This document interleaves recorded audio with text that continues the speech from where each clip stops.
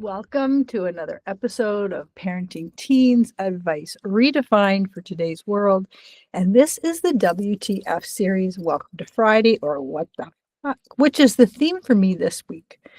This is the space where we speak the truth, not just about parenting, life transitions, but the messy, beautiful work of coming home to ourselves. I'm your host, Cheryl Pankhurst, and I'm really grateful that you're lending me your ear today. And WTF, the whole point of it was not just to be the coach of me, the part of me that advocates for other people, for the world, except for myself, but also to show up as me, and not just in the sunshine, but also in the shitstorms. And you know, we don't all get to just sing on the beach, and sometimes we get in the middle of these torrential downpours, and it's how we see it and how we come out of it. And when you're scrolling on Facebook and Instagram and you're seeing this, people who have already got to the other side, people have already done what you want to do, but there's that gap in the middle where you don't see their messy stuff. You don't see the crap. You just see, oh, and here I am, the $1 million person with the $1 million life. But there's that gap of how you got there. There's that gap of how you come out to the other side, not necessarily as the millionaire, but as the person that you want to be, the person that you truly are deep down inside. And sometimes we got to just go back and find that person. So today is definitely the what the version of Cheryl Pankhurst. Today, I'm going to talk to you about a word that has shaped my entire life and my career, and that is advocacy. Advocacy is the speaking up on behalf of someone's needs, their rights, their well-being, protecting, defending, championing what matters. And I have lived this role for students, for parents, for colleagues, for my own family and friends. But today we're going to talk about the part that most of us, avoid, and that's advocating for ourselves. What it really means, advocacy isn't aggression, it isn't necessarily conflict, and it isn't drama. Advocacy is clarity.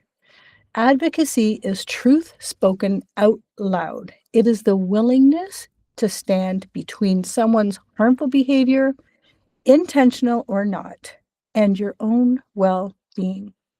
We teach our kids to do this. We step into the fire for the people we love. But the moment it's about us, the old patterns show up. Keep the peace. Don't rock the boat. Don't poke the bear. Be nice. Stay small. My pattern, and maybe yours. I have spent my life becoming the mama bear for everyone else. I step up, I speak up, I protect. And yet, in the moments that matter most for me, I disappeared. Not because I'm weak, but because the little girl who learned to keep everyone comfortable still lives inside me. She learned that kindness and harmony meant safety.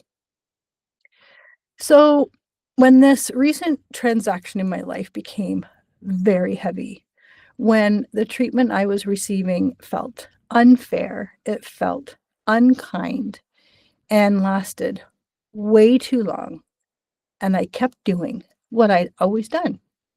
I journaled. I listed gratitude. I wrote over and over daily. I send them love. I send them grace.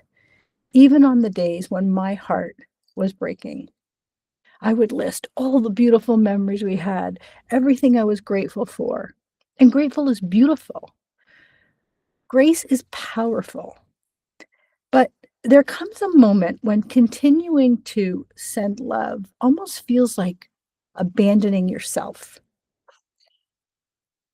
a way of staying silent, and a way of avoiding the truth that needs to be spoken. So there was the breaking point. And this week, I hit mine. Every thought I had tucked away, every moment I had minimized, every comment I had swallowed came out, not in rage, but in truth, in raw honesty. And it didn't come from a place of connection or longing for reconciliation. It came from a place of self-respect. And here's what surprised me. When it was done, I expected this wave of guilt. I expected regret. I expected the old peacekeeper in me to come storming back with shame, but she didn't. What arrived was calm, a wave of gratitude from me to me. The gratitude of finally standing up for myself with the same veracity that I had spent decades using to protect everyone else. And when I walked away, I thought, I don't even recognize myself right now, but I sure like the new version of me. Not not any situation in my life had ever resulted in the conversation I had in that moment, but it was the new me, not even the new me, it was the real me, being fully aware of who I am, what I stand for, the power I can be in, and who I have always been. So, what self-advocacy really feels like. It's not an easy path. It demands clarity, it demands courage, and it demands that we face the fear of someone else's reaction. But when you speak your truth, not to harm and not to shame, but because you matter, your body will know the difference. Your nervous system will settle. The guilt never arrives. The peace shows up like a quiet yes. That's how you know you did the right thing. So I'm wondering, are you where I was at this point? Maybe you're listening and thinking, I don't want to blow up. I don't want the confrontation. And I don't want to hurt anyone. Good. You don't need any of that.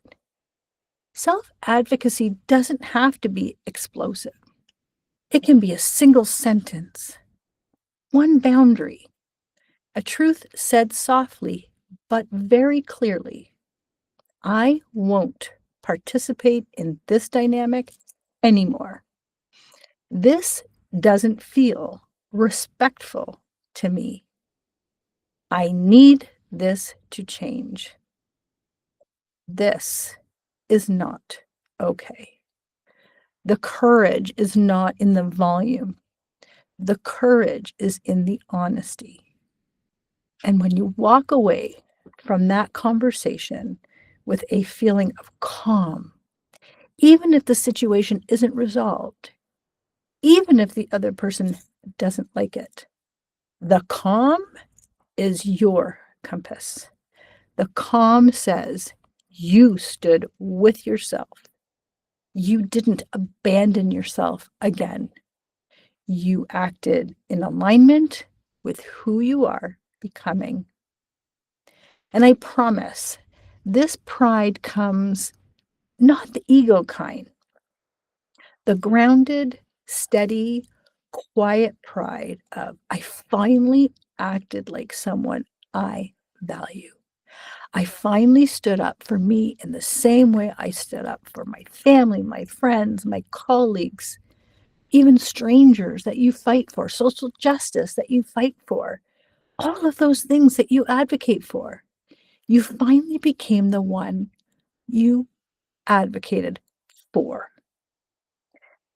So here is your what the moment for this week.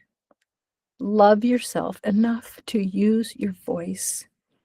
Advocate for yourself with the same tenderness and conviction that you deserve. Your kids need to see this.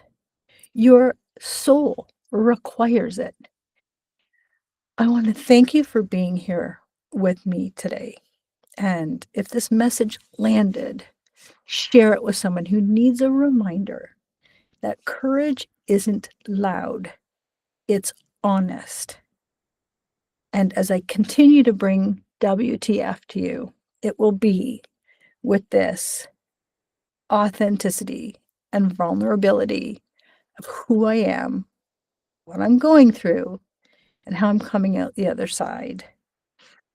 And I've learned something to say to myself that feels so good. And it might sound really strange, but I am really becoming the person who loves these shitstorms. I love the dark. I love the scarcity. I love the turbulence as much as I love the calm and the peace and the copacetic relationships. I love all of it because when I come out of that one storm, I am a different version of me that I want to be. When I come out of the dark, I know I am fully aware of the different identity I'm taking on, the one that I want, the person I always want to be. That is the person who goes through all of life with the challenges, the sunshine, and the shitstorms.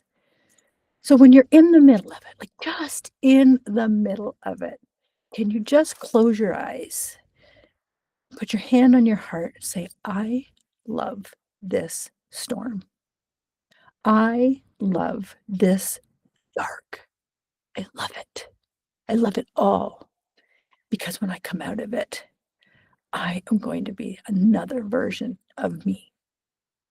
Coming to you from Cheryl 2.0. Thank you for listening. Again, if you have any comments, if you have any questions, feel free to reach out to me. I'm happy to guide you.